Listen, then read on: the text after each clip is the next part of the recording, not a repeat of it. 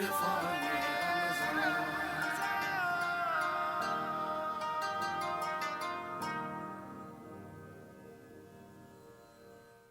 رمضان میں آپ کو خوش آمدید کہیں گے۔ آج کا موضوع انتہائی نفیس، عمدہ ہے اور سبق آمیز بھی ہے۔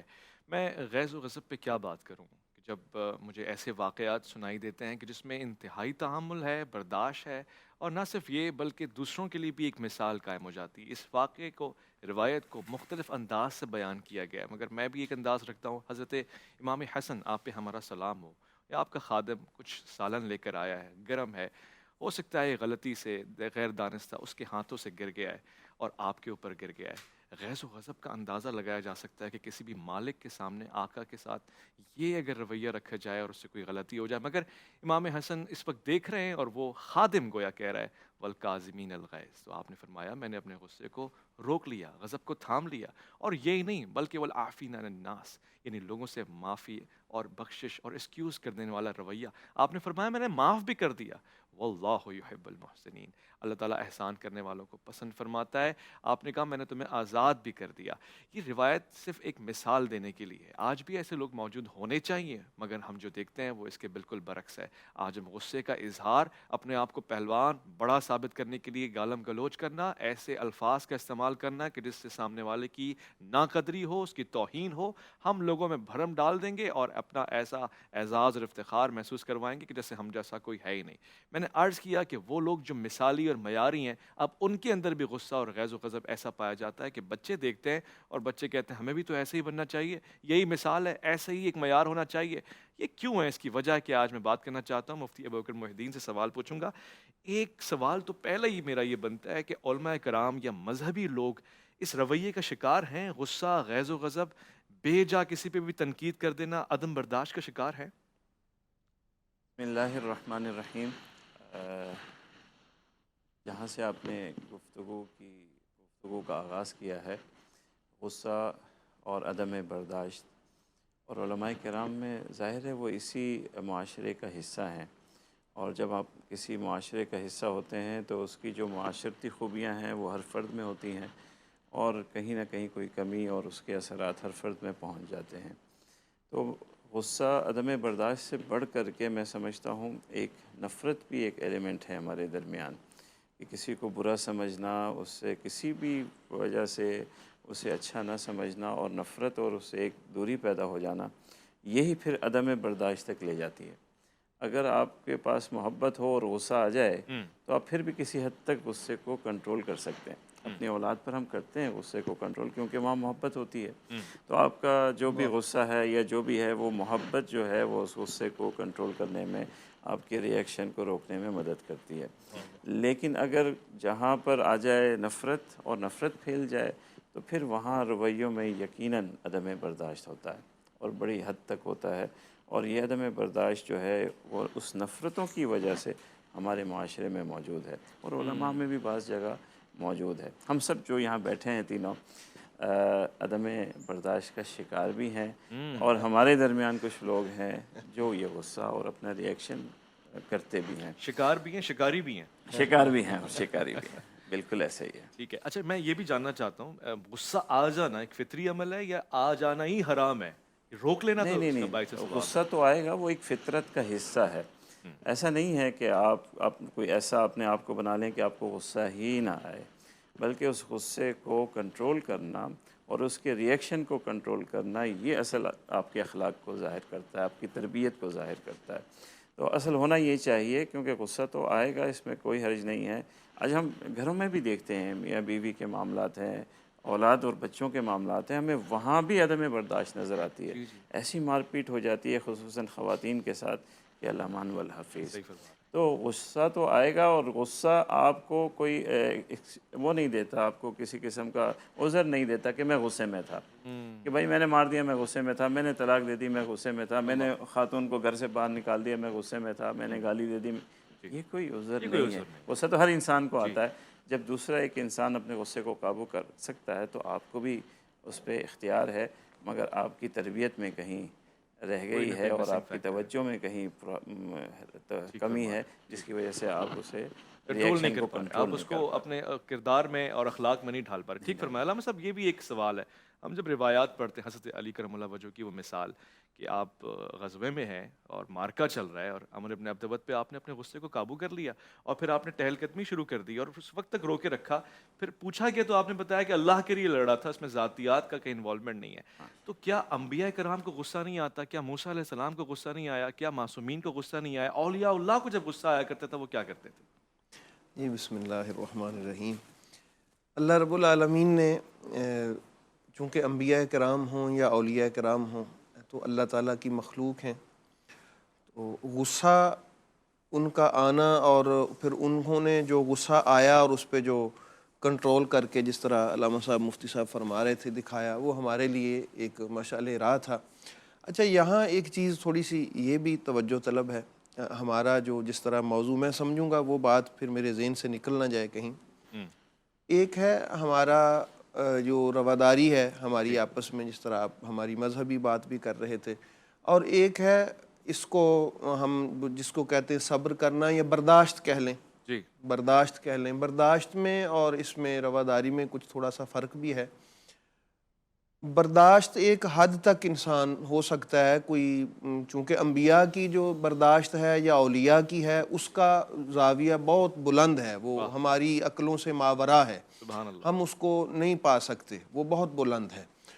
اس کی حد ہوگی لیکن وہ اللہ کی نگاہ میں ہوگی، ہمارے لیے تو اس کی حدیں بھی نظر نہیں آتی. کیا بات کیا بات. تو وہ تو اپنے شان کے اعتبار سے اب برداشت رکھتے ہیں، جس طرح طائف میں ہوا ہے شاید کوئی دوسرا نہ کر پا سکتا ہو. جس طرح نبی رحمت علیہ السلام کے پاس حکم بھی آ گیا تھا کہ اگر آپ چاہیں تو ان کو ملیمیٹ کر دیں، لیکن وہ ایک نبی کی برداشت ہے. سبحان اللہ. اب جو عام لوگ ہیں جس طرح ہم ہیں، ہمارے لیے اللہ پاک نے اس سے وَلَمَنْ صَبَرَ وَغَفَرَ إِنَّ ذَلِكَ لَمِنْ عَزْمِ الْأُمُورِ، یہ ایک عظیم کاموں میں سے ہیں برداشت کر جانا، اللہ پاک نے کہا ہے. لیکن ہمیں جو اللہ پاک نے ہماری تربیت کی ہے وہ برداشت سے بھی بڑھ کے ایک رواداری کی ہے. جس طرح فرمایا کہ یہ جو برائی ہے لا تستوی الحسنۃ ولا السیئۃ ادفع باللتی ہی احسن، فرمایا کہ یہ ہے اصل میں کہ برائی اور نیکی جو ہے یہ برابر تو نہیں ہے. اب اس کو دور کیسے کیا جائے، یہ اصل میں ہمارے سیکھنے کے لیے ہے. اس کو دور کرنا احسن انداز سے اسی کو ہی رواداری کہتے ہیں، یعنی مینج کر جانا، اس کو مینج کر جانا اس کو، کہ ضروری نہیں ہے کہ اس کا جو اس میں بات اس نے کی ہے، مثلا علماء ہی بیٹھے مثال کے طور پہ، یقیناً نظریات میں اختلاف ہوتا ہے، تو اب الجھ پڑیں اور وہاں جناب گتھم گتھا ہو جائیں اور میں غلط بات برداشت نہیں کرتا. اچھی بات تو نہیں برداشت. ہاں دیکھیے یہی ہے، اس کو برداشت کرنا اور پھر برداشت کر کے اس کو آسن انداز میں اچھائی کے ساتھ اس کو جواب دینا، یہ ہے اس کا طریقہ. مثال کے طور پہ حضرت علی علیہ السلام نے مثلا اس کو شربت پلایا ابن ملجم کو، یا ابن نمیر کے ساتھ حضرت امام زین العابدین علیہ السلام کا جو رویہ تھا. اچھا اب ضروری نہیں ہے کہ وہ جس کے ساتھ یہ رویہ اپنایا ہے اس کے غلط رویے کے باوجود بھی اس کو ہی سمجھانا مقصود ہے. اب وہ تو نہیں سمجھے، انہوں نے تو فائدہ لیا بھی نہیں اس کا، وہ تو اللہ تعالیٰ کے غیظ و غضب کا ہی شکار رہے. اب ان کے ساتھ یہ معاملہ کر کے اصل میں سکھایا دوسروں کو جاتا ہے. ہو سکتا ہے کوئی آس پاس کا بندہ سمجھ جائے، دیکھنے والے سمجھ جائیں، ہمارے فالورز سمجھ جائیں. تو یہی ہے اللہ رب العالمین ہمیں یہ قرآن کریم میں سکھا رہا ہے کہ فرمایا کہ ادفع باللتی ہی احسن فاذا الذی بینک عداوۃ بینک و بینہ عداوۃ کأنہ ولی حمیم. فرمایا کہ اگر یہ جو طریقہ کار ہے نا رواداری کا، مینج کر جانا اس کو. برداشت دیکھیے ایک حد ہوتی ہے، جواب بھی دے سکتی ہے برداشت. جس طرح بوجھ ہے کسی پہ ڈالتے جائیں، وہ ایک وقت ہو سکتا ہے اس کی سکت نہ ہو اس میں، لیکن یہ جو ہے نا مینج کر کے اس کو آسان طریقے سے نبھا جانا، یہ اصل قرآن کریم ہمیں سکھاتا ہے. وَمَا يُلَقَّاهَا إِلَّا الَّذِينَ صَبَرُوا وَمَا يُلَقَّاهَا إِلَّا ذُو حَظٍّ عَظِيمٍ. یہ اللہ پاک فرماتا ہے ایک احسن قسم کی عظیم صفت ہے، یہ ہم صبر والوں کو اور عظیم حصہ جن کو دیا ہے ہم نے اپنی رحمت کا ان کو عطا فرماتے ہیں. تو یہ اللہ تعالیٰ ہمیں اس پر بہرحال چلنے کی توفیق. اگر میں علامہ صاحب جاننا چاہوں گا کہ یہ جب ہم معاشرے کو یہ بتا رہے ہیں کہ حضور والا کا کردار برداشت والا ہے، ضبط والا ہے، تو پھر کیوں ہمارے یہاں جلالی بابا مشہور ہو جاتا ہے اور بابا کا جلال آ گیا جی، وہ یہ ہو، یہ باتیں بھی کرنے والی ہیں. میں ایک جی مختصر سے وقفے کی طرف جا رہا ہوں، علامہ صاحب کی طرف بھی آؤں گا اور یہ بھی جاننا چاہوں گا کہ یہ سارے جو منہج ہیں یہ کہاں سے آتے ہیں؟ یہ غصہ، غیظ و غضب انسان میں فطری طور سے موجود ہے، کیا شروع سے اس کا کوئی نہ کوئی طریقہ کار رہا ہے؟ حضور والا صلی اللہ علیہ وآلہ وسلم نے فرمایا اگر تم غصے میں ہو، کھڑے ہو بیٹھ جاؤ، بیٹھے ہو لیٹ جاؤ، یا چہل قدمی کرو، اپنی جگہ چینج کرو. وضو کر لینا بھی آسان عمل ہے اور دیگر نسخے بھی آپ کو دیے. ہم لوٹ کر آئیں گے، عدم برداشت پہ بات ہوگی انشاءاللہ. عرفان رمضان میں آپ کا انتظار ہے.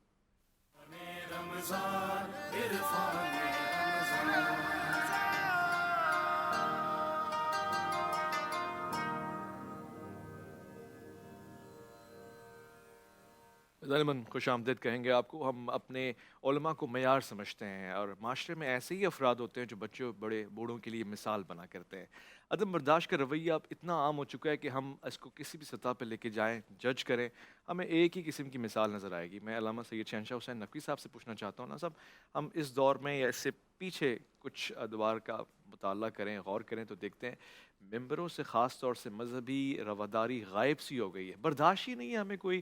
ہمیں لگتا ہے کہ جو ہم سوچتے ہیں وہی صحیح ہے اور اگر سامنے والا وہ نہیں سوچتا تو وہ غلط سوچتا ہے.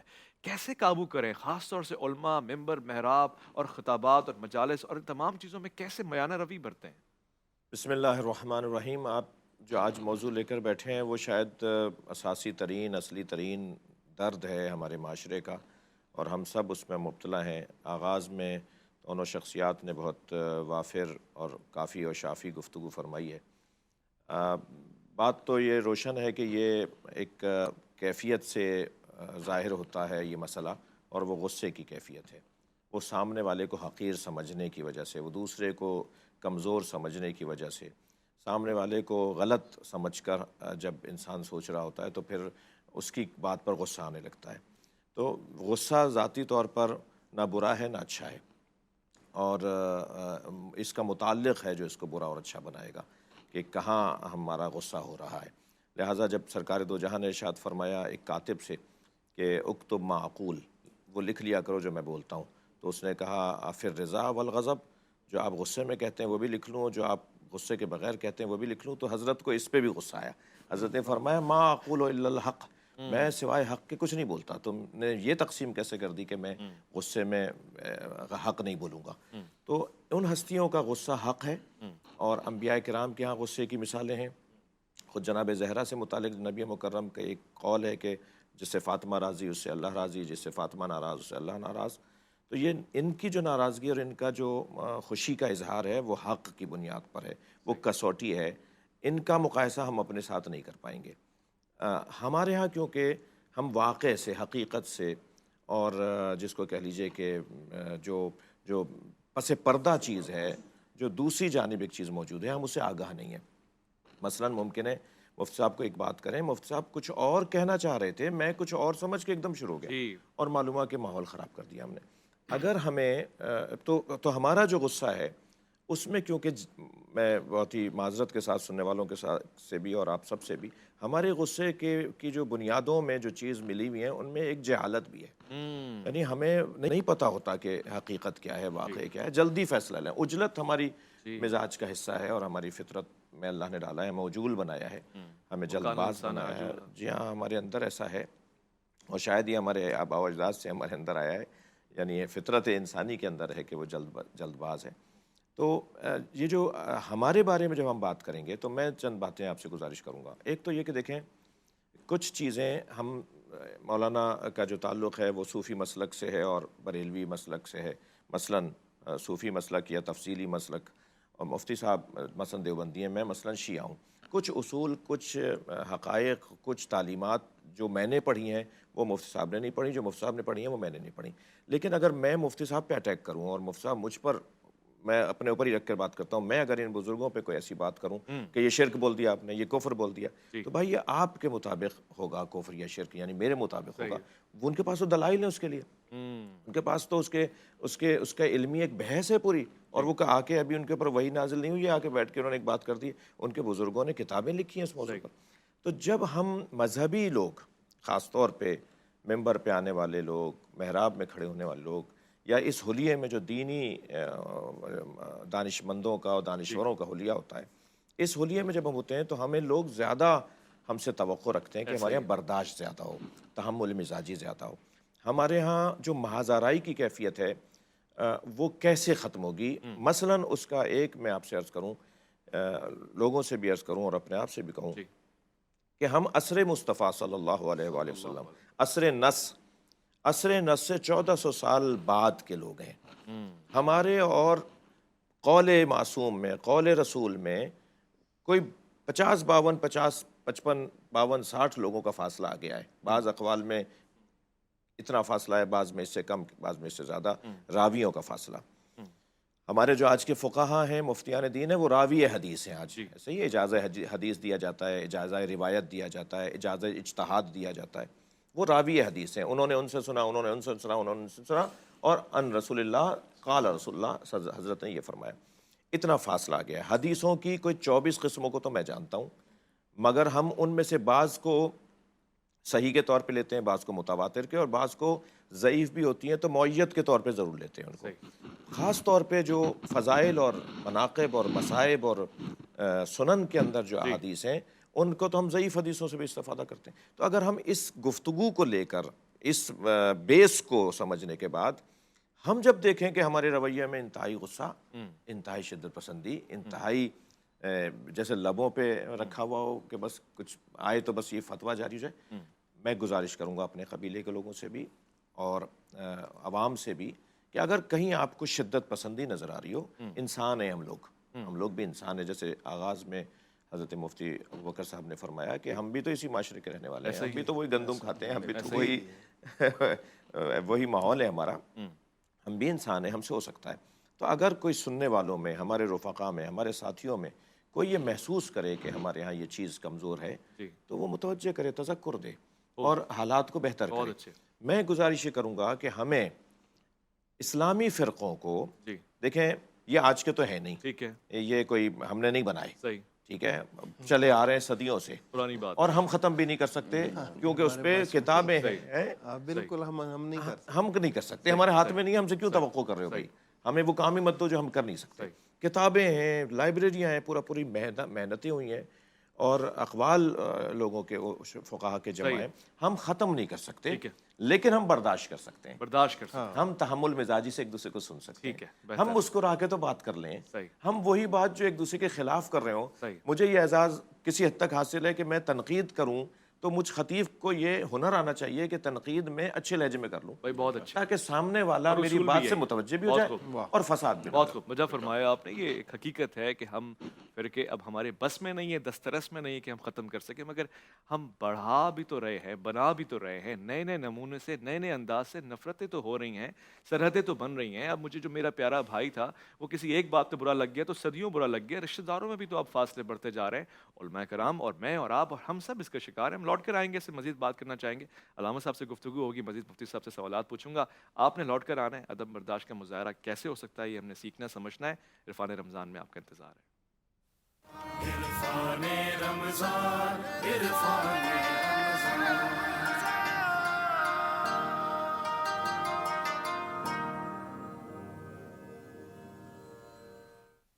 بے شک خدا رحمان کے پیارے بندے وہ ہیں جو لوگوں سے نرمی کے ساتھ بات کرتے ہیں، لوگوں سے جھگڑتے نہیں. جب جاہل ان سے خطاب کرتے ہیں کہتے ہیں السلام علیکم، بس اتنی سی بات ہے. یہ عدم برداشت کا ایک معیار جو قرآن نے آپ کو سکھا دیا. حضور والا آپ کی ذات، آپ کی شخصیت، قرآن کی تفسیر، آپ کا عمل. باتیں ہیں کہ طوبا کی چٹکتی ہوئی کلیاں، لہجہ ہے کہ یزداں کی زبان بول رہی ہے، خطبے ہیں کہ ساون کے امٹتے ہوئے دریا، قرات کے اسرار جہاں کھول رہی ہے. یہ دانت یہ شرازہ شبنم کے تراشے، یاقوت کی وادی میں دمکتے ہوئے ہیرے. ہم میں سے ہر کوئی عاشق رسول ہے، مگر عشق عمل مانگتا ہے، اور عمل یہ عدم برداشت ہے. یعنی اگر آپ کو سامنے والا پسند نہیں آ رہا، آپ کا رویہ کیا ہے، یہاں پہ جج ہو گئے آپ. اور اگر ہم عدم برداشت سے ہی کام لیتے رہے تو پھر تباہی اور نقصان ہوگا. میں مفتی ابوبکر محی الدین صاحب سے یہ سوال پوچھوں اور آپ کی شفقت اور مہربانی کو پیش نظر رکھتے ہوئے پوچھوں گا، ہم کیوں فوراً سے کسی کے لیے تو مشرک ہے، یہ شرک ہے، یہ کافر ہے، یہ فتوے دیتے کیوں ہیں؟ اور پھر اگر مسالک کے درمیان مذہبی علمی اختلاف ہے، اس کو ممبروں سے خطبات میں بیان کرنا مناسب شے ہے؟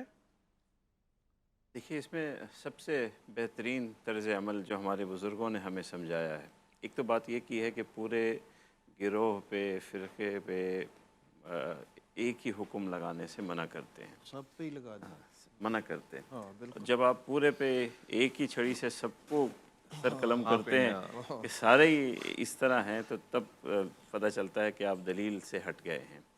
اور پھر دوسری بات انہوں نے ہمیں یہ سکھلائی دارالافتاء میں جب ہم پڑھتے تھے کہ دیکھیے کبھی بھی جب آپ کسی کو اس طرح کا فتویٰ لگانے کی ضرورت محسوس ہو، کیونکہ یہ بھی ایک دینی فریضہ ہے، یہ فتویٰ لگانا بھی ہے. نہیں بتانا آپ کا یہ عقیدہ اگر آپ رکھتے ہیں تو اس عقیدے کی ہمارے نزدیک جب آپ یہ عقیدہ رکھیں گے تو اس کی کیا اثرات ہیں. اب ایک آدمی شرکی عقیدہ رکھتا ہے، خدا نخواستہ اگر وہ کہتا ہے کہ مجھے جو ہے رزق فلاں جگہ سے بھی ملتا ہے، فلاں آدمی بھی رزق دیتا ہے، یا فلاں میں یہ کام کرتا ہوں اسے راضی کرتا ہوں، یا غیر اللہ سے عبادت مدد لے رہا ہے. مدد لے رزق لے، تو اب میرے سامنے یہ آئے گا تو میری ایک مذہبی فریضہ ہے نا، میں اسے بتاؤں کہ یہ اگر آپ عقیدہ رکھو گے تو میرے نزدیک یہ عقیدہ شرکیہ ہے، رازق صرف اللہ ہے. لیکن اس کی احتیاط اور طریقہ یہ ہے کہ اس عقیدے کو بیان کیا جائے، انسان کو اس میں نہ کیا جائے، اس عقیدے کو بیان کیا جائے کہ یہ عقیدہ میرے نزدیک شرکیہ ہے. یوں جملہ کہنا میرے نزدیک شرک کے زمرے میں آ جاتا ہے. اس کی تعویلات میرے پاس نہیں ہیں. ہاں جو تعویل کرتے ہیں، اور یہ بھی ہمیں سمجھایا جاتا ہے کہ جب کسی شرکی عقیدے کی یا شرکیہ بات کی کوئی تعویل کرتا ہے کوئی دوسرا، تو تعویل سے یہ ہے کہ اس میں نرمی پیدا ہو جاتی ہے. اچھا. لیکن بات پھر بھی یہی ہے ہمارے نزدیک کہ تعویل ہونے کا مقصد ہی ہے کہ وہاں کوئی خرابی تھی، تبھی تو آپ تعویل پہ مجبور ہوئے.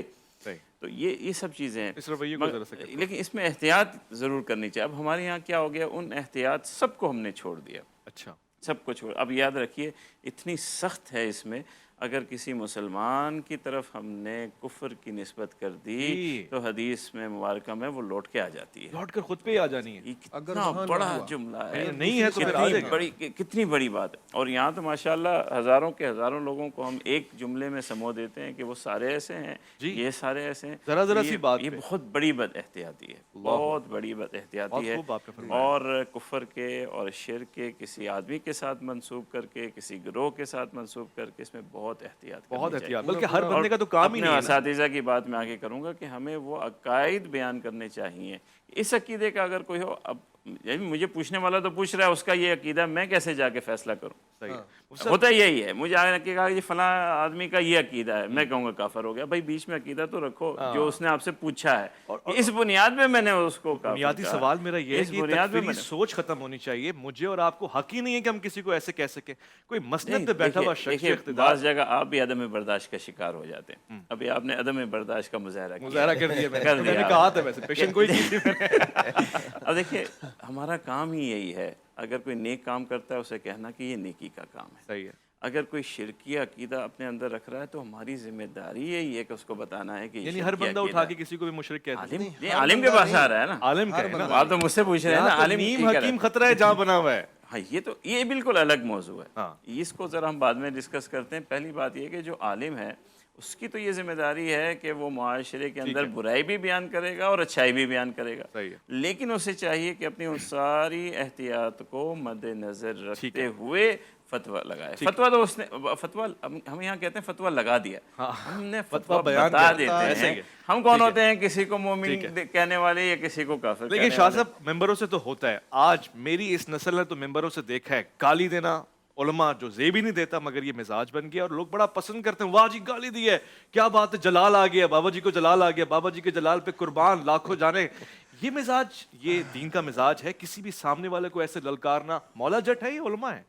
بسم اللہ الرحمن الرحیم. دیکھیے یہ اسلام کا یا نبی رحمت علیہ الصلوۃ والسلام کا مزاج نہیں ہے، بلکہ اللہ پاک نے فرمایا فَبِمَا رَحْمَةٍ مِّنَ اللَّهِ لِنْتَ لَهُمْ سبحان اللہ. وَلَوْ كُنْتَ فَظًّا غَلِيظَ الْقَلْبِ لَانفَضُّوا مِنْ حَوْلِكَ. ایسے ہی کوئی بھی نہیں اے بیٹھتا. محبوب یہ اللہ کی رحمت کا آپ پر ایک بہت وافر حصہ ہے آپ کے لیے کہ آپ نرم مزاج اور خوبصورت نرم گفتگو فرماتے ہیں. اور اگر آپ تند مزاج ہوتے، سخت مزاج ہوتے، آپ کی گفتگو میں درستگی ہوتی تو آپ کے گرد یہ دیوانوں کا جمگٹا نہ ہوتا. واہ سبحان اللہ. یہ جو آپ کے ساتھ لوگ اتنے محبت کرتے ہیں یہ آپ کی نرم مزاجی کی وجہ سے اور خوبصورت گفتگو کی وجہ سے.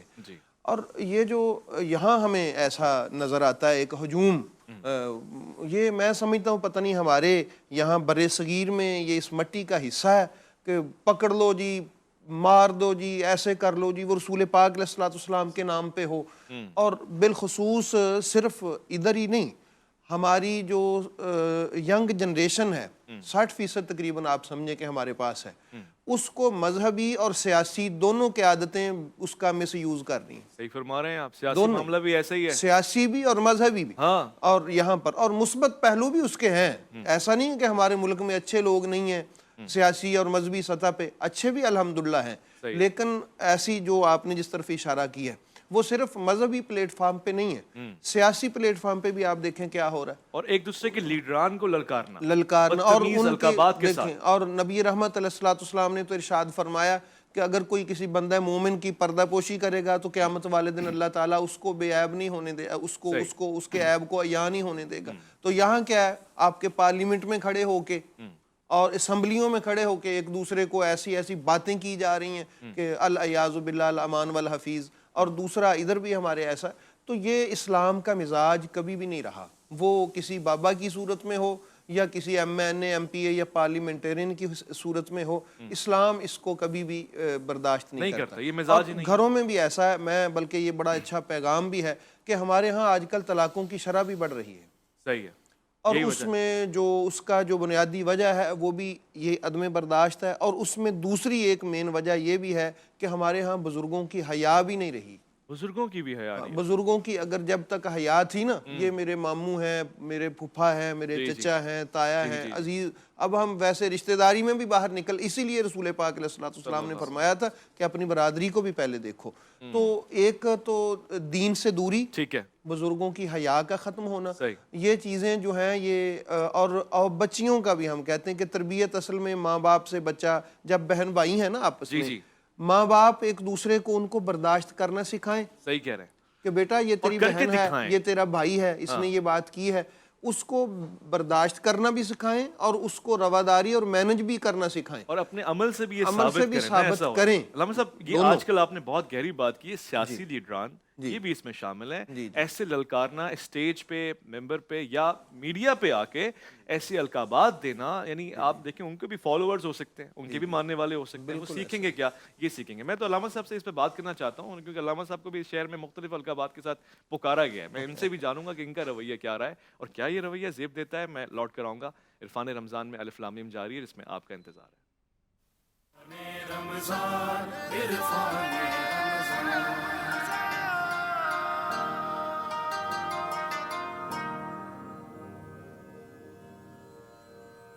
अज़रमन खुश आमदेद कहूँगा आपको। आपने ये सुना है और ये सुनते ही रहे हैं हम हमेशा कि इस्लाम अमन मोहब्बत का दीन है, मजहबी रवादारी, प्यार मोहब्बत को फ़रोग़ देता है, अमन की बात करता है इस्लाम। तो फिर मुसलमान जंग की बात क्यों करता है? बात बात पे दूसरे को काफिर काफिर या मुशरिक या फिर बेदीन या इसके अलावा जुमले क्यों कसता है? इतनी नफ़रतें क्यों हैं? अगर इस्लाम अमन का दीन है तो मुसलमान नफ़रतें क्यों बांट रहा है? क्यों काफिर काफिर खेल रहा है? एक काफिर ही है जो हमें मुसलमान समझता है, वरना तो हम आपस में एक दूसरे को बहुत सारे मकामात पर कुफर के ऐन मज़दर के मुताबिक ले आए हम लोग। यहाँ पर अल्लामा सैयद शहनशाह हुसैन नकवी साहब तशरीफ़ फरमाए, मैं इनसे ये गुफ्तगू करूँ। अल्लामा साहब, मैंने मुफ्ती साहब से भी बरमला पूछा, आपसे भी यही पूछना चाहता हूँ, ये भी तो एक वजह है क्यों आपके हमारे मेंबरों से गुस्ताखी हो और उसके बाद सामने वाला आए तो फिर ज़ाहिर है उसका भी एक ईमानी गैरत का तकाज़ा है, वो भी कुछ ना कुछ गुस्सा और फिर अदम बर्दाश्त का मुजाहरा शुरू हो जाए। इसकी रोकथाम मुमकिन है? कोई ऐसा रवैया, कोई ऐसा सलूक, कोई फार्मूला हमारे पास है? बिस्मिल्लाहिर्रहमानिर्रहीम। बहुत अच्छी गुफ्तगू वक्फ़े से पहले हो चुकी। अल्लाह कुरान मजीद में नबी मुकर्रम की सीरत को बयान कर रहा है। लक़द जाअकुम रसूलुन मिन अनफुसिकुम अज़ीज़ुन अलैहि मा अनित्तुम हरीसुन अलैकुम बिलमुमिनीना रऊफ़ुर रहीम। इस आय करीमा में जो नबी मुकर्रम की बेसत के बाद जो अल्लाह ने ऐलान किया, जाअकुम रसूलुन मिन अनफुसिकुम, इसमें जो अज़ीज़ुन अलैहि मा अनित्तुम, हरीसुन अलैकुम है, मैं कहता हूँ इन दोनों सिफ़तों को उसवे मुस्तफ़ा सल्लल्लाहु अलैहि वसल्लम के उन्वान से, लक़द जाअकुम रसूलुन मिन अनफुसिकुम अज़ीज़ुन अलैहि मा अनित्तुम, ये तुम्हारी परेशानियों में परेशान रहता है। वाह। हरीसुन अलैकुम, तुम्हारा वो हरीस है। देखें सिफ़त हिरस जो है ना, वो ज़ाती तौर पर, मैंने जैसे एक और सिफ़त के लिए कहा कि गुस्सा ना ज़ाती तौर पे बुरा है ना अच्छा है, सिफ़त हिरस भी ना ज़ाती तौर पे अच्छी है ना बुरी है, मगर मुताल्लिक़ इसको अच्छा और बुरा बनाता है। अब अगर कहा जाए ज़ैदुन हरीसुन अलद दुनिया तो ये मज़म्मत हो रही है, और अगर मैं कहूँ ज़ैदुन हरीसुन अलल इल्म तो ये तारीफ़ हो रही है। तो किसके हरीस? نبی ہمارے حریث ہیں، نہ ہمارے پیسے کے حریث ہیں، نہ ہمارے نعرے کے حریث ہیں، نہ ہمارے محبتوں کے اظہار کے حریث ہیں۔ نبی کو ہماری محبتوں کا اظہار، وہ اللہ چاہتا ہے کہ میرے نبی سے محبت کا اظہار کرو، اور مودت مانگی ہے، واجب قرار دی ہے۔ لیکن نبی کی نبوت، نبی کا جو پیغام ہے وہ یہ کہ تم نبی کے ہو جاؤ۔ اور یہ جو برداشت ہے نا، حریص علیکم، دیکھیں اگر مجھے فرض کیجئے یہ احساس ہو کہ فلاں لوگ فلاں شخصیت کو کیوں مانتے ہیں، جس طرف آپ نے اشارہ کیا میں اسی طرف جا رہا ہوں، آپ مطمئن رہیے، فلاں شخصیت کو کیوں مانتے ہیں، مثلا یزید کو کیوں مانتے ہیں، مثلا فرض کریں اور بنی امیہ کی بعض شخصیات، بڑے نام ہیں، بعض شخصیات کو نہیں مانتے، ایک بڑی تعداد مسلمانوں کی نہیں مانتی۔ تو اگر مجھے یہ ہے کہ میرا فلاں سنی بھائی، میرا فلاں دیوبندی اور سلفی اور بھائی، میرا فلاں اہل حدیث بھائی فلاں شخصیت کو جس نے مولا علی سے جنگ کی یا مثلا اہل بیت کے ساتھ ظلم ہوا، انہیں کیوں مانتے ہیں، تو بھائی اس کا یہ طریقہ نہیں ہوگا کہ میں اس شخصیت کے بارے میں، اس کردار کے بارے میں، اس تاریخ کے صفحے کے بارے میں اس انداز سے بات کروں کہ جو اس تک بات جائے گی تو اس سے وہ غصہ کھائے گا۔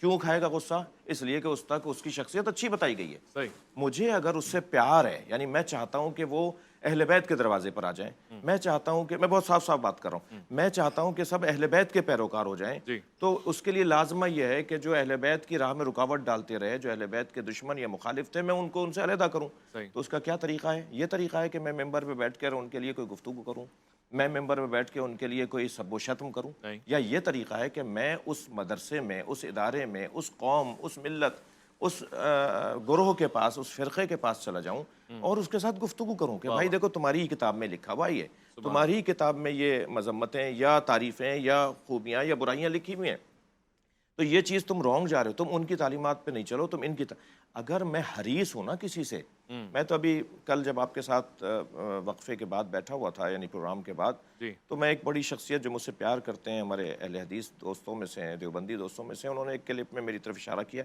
میں آپ سے کہہ رہا تھا کہ مجھے ان کے پاس لے جائیں، میں ان کے پاس چلا جاتا ہوں۔ مجھے جب اس شہر میں گالیاں دی گئیں تو میں نے ان کو خط لکھا شکریہ کا، جانمازیں بھیجی ہیں، میں نے شکریہ کا خط لکھا، میں نے کہا جی آپ کی مہربانی ہے، آپ نے مجھے گالیاں دی، مجھے امام حسن کی سیرت پہ عمل کا موقع مل گیا کہ میں برداشت اپنے اندر تول سکوں کہ میرے اندر برداشت ہے یا نہیں، ورنہ میرے لیے کیا مسئلہ تھا، میرے ساتھ بھی لاکھوں لوگ تھے اس وقت میں، اور محرم کے ایام تھے، آگ لگانا میرے لیے بہت آسان تھا، لیکن اس کو کوئی نہیں شمار کر رہا، اس خدمت کو کوئی شمار، بلکہ کہا جائے ساہوکار نہیں بنو، بڑے معتبر نہیں بنو، اس ٹائپ کی بات۔ بھائی تم کچھ بھی سوچتے رہو، مجھے پاکستان عزیز ہے، مجھے یہ قوم عزیز ہے، ہم سب بالآخر جنت میں جائیں گے، گناہوں کا ازالہ ہو کر انشاءاللہ، تنبیہات لینے کے بعد، بہرحال عذاب برداشت کرنے کے بعد، ہم سب کو اللہ، یہ سب مسلمان ہیں۔ اگر مجھے کسی کی اصلاح کرنی ہے، میں نے ایک صاحب سے کہا کہ اپنے ایک مجمع میں عرض کیا کہ کسی سے نفرت نہیں کرو، تو مجھے روک لیا کسی نے کہ وہ جو اہل بیت کے دشمنوں کو مانتے ہیں ہم ان سے نفرت نہیں کریں، میں نے کہا نہیں، اہل بیت کے دشمنوں سے نفرت کرو، اہل بیت کے دشمنوں کو ماننے والوں سے نہیں کرو۔ کہنے یہ کیا بات ہوئی؟ میں نے کہا ان تک نہیں پہنچی بات، اور آپ کے مطابق، میں اپنی بات کر رہا ہوں کہ آپ کے مطابق آپ کا نظریہ، آپ کا خیال، آپ کا عقیدہ اس تک نہیں پہنچا، آپ نے ابھی کہاں پہنچایا ہے۔ آپ کو سن کے خوشی ہوگی، جب میں پاپا اعظم سے بھی پچھلے دنوں ملا، جب انہوں نے مجھ سے کہا نا کہ آپ مجھے اسلام اپنی زبان سے بتائیں، میرے 10 خطابوں کا ثواب ایک طرف، قربتاً اللہ خطاب کرنے کا، اور 10 منٹ جو پاپا اعظم کو ہم نے اسلام سمجھایا، اور پوچھا آپ کی نمازیں، عبادات کیسی ہیں، آپ کیسے ذکر و اذکار کیا کرتے ہیں، وہ ایک 10 منٹ کی گفتگو میں کہتا ہوں 10 تقریروں کی سے شاید غالب، اللہ اکبر، ہمیں پہنچایا نہیں ہے، ہمیں کربلا نہیں سمجھائی اب تک، ہم نے اہل بیت کے فضائل مناقب نہیں سمجھائے۔ مولا امام رضا علیہ السلام کا فرمان ہے تم ہمارے کمالات بتاؤ، لوگ خود بخود ہماری اتباع کریں گے۔ صحیح ہے، ہم یہ چاہ رہے ہیں کہ دشمنوں، ایک تناؤ کا ماحول، تاریخ کے جو واقعات ہیں، تو میری آپ سے گزارش ہوگی، آپ کے ذریعے سے اپنے قبیلے سے گزارش ہوگی کہ جو نہج البلاغہ میں مولا علی نے اہل بیت کی تعارف میں فرمایا نا، یخبرکم حلمہم عن علمہم، اہل بیت کا حلم ان کے علم کا پتہ بتاتا ہے۔ سبحان اللہ، ہمیں حلم کا مظاہرہ کرنا ہوگا، یہی آج کا ہمارا، ہمیں برداشت کا مظاہرہ کرنا ہوگا، ہمیں دوسرے کو ماننا ہوگا کہ وہ حقیقت ہے۔ ساری دنیا کے شیعہ مل کے سنی کو ختم نہیں کر سکتے، ساری دنیا کے سنی مل کے شیعہ کو ختم نہیں کر سکتے، جو کام تم نہیں کر سکتے اس کی کوشش کیوں کرتے؟ بہت خوب، بہت خوب۔ میں علامہ صاحب میرے پاس آخری بلکہ 10 سیکنڈ ہے، مجھے وفے کی طرف بھی جانا ہے۔ پچھلی بار بھی بغل گیر ہوئے اور اس سے ایک بہت خوبصورت پیغام گیا، اس بار میں یہ چاہتا ہوں آپ بھی 2-4 علماء جو اہل سنت سے تعلق رکھتے ہیں، جو آپ کو پسند ہیں، ان کے نام لیں۔ میں یہی سوال مفتی صاحب سے پوچھوں تاکہ ایک اچھا رویہ۔ مجھے سب پسند ہیں، مولانا مفتی تقی عثمانی صاحب کا میں احترام کرتا ہوں، جب وہ آ جاتے ہیں اپنی جگہ چھوڑتا ہوں۔ ہوں माशाल्लाह। اور ان کا احترام کرتا ہوں. مفتی منیب الرحمان صاحب ہمارے عالم ہیں, مسلمانوں کے عالم ہیں, ہمارے عالم ہیں, میں ان کا احترام کرتا ہوں. مفتی زبیر صاحب میرے بڑے بھائیوں کی طرح ہیں. ماشاءاللہ. جی حنیف قریشی صاحب میرے بڑے بھائیوں کی طرح ہیں. ماشاءاللہ. یہ دونوں میرے بڑے بھائی ہیں, بہت میرے خوب. عزیز ہیں. صاحب آپ بھی دو چار شیعہ علماء کے نام لیتے ہیں تاکہ ہمارے عوام میں یہ مزاج پیدا ہو. بالکل. علامہ حسن ظفر نقوی صاحب سے ہمارا بہت اچھا گہرا تعلق. ان کی گفتگو علامہ صاحب سے ہمیشہ ایک محبت کے اثرات ہیں. علماء میں جہاں صاحب علم ہے وہاں کا ماحول الگ ہے, اور جہاں جہالت ہے وہاں کا ماحول الگ ہے. ٹھیک ہے. اللہ کرے کہ جیسے پیغام علامہ صاحب نے بہت عمدہ اچھا پیغام دیا, اسی پیغام کو میں اپنے قبیلے تک اگر لے کر کے جاؤں تھوڑے سے الفاظ کو بدل کر کے, کہ اگر آپ یہ سمجھتے ہیں کہ فلاں صحابی کی صحابیت کا اس بات کیوں نہیں ہو رہا, تو وہاں بھی ہم یہ بھی کہہ سکتے ہیں کہ اگر ان کی روایات میں وہ بات اس طرح سے ہے تو ہمیں اسے برداشت کرنا چاہیے. بہت اچھی بات. برداشت کرنا چاہیے. ہمیں صرف اسی چیز کا تقاضا کرنا چاہیے جس کا خود تعلیم فرما رہے ہیں کہ گستاخی نہ ہو, اور کوئی 5 سیکنڈ میرے پاس یہ چیز اگر پیدا ہو جائے تو علامہ ہم صاحب آپ سمجھتے ہیں کہ تو اگر عوام نیاز کھا لیں گے یا مجھ سے علامہ صاحب کیک لے کر آئے تو اگر پتہ لگ گیا آپ نے کھایا تو بڑا مسئلہ ہو جائے گا. آپ بھی کوئی ایسی بات اگر کہتے ہیں مذہبی رواداری کی ایک مثال بن جائے گی. جی بسم اللہ الرحمن الرحیم. میں مذہبی رواداری کی مثال میں صرف ان دونوں بزرگوں کی تائید میں یہ کہوں گا کہ جو انہوں نے فرمایا میرا بھی وہی موقف ہے. وہ علم کے قرآن تیری اطرت کا قصیدہ, وہ علم کے دشمن کو بھی امید کرم ہے, وہ صبر کے شبیر تیری شاخ سمردار, اور وہ ضبط کے جس ضبط میں عرفان امم ہے. میں علامہ شہنشاہ حسین نقوی, علامہ طیب شاہ گیلانی, مفتی ابوبکر محی الدین, تینوں کو شکریہ ادا کرتے ہوئے آپ کو شکریہ کہتے ہوئے وفے کی طرف جا رہا ہوں. رحمت خدا کے بن کر ہے چھایا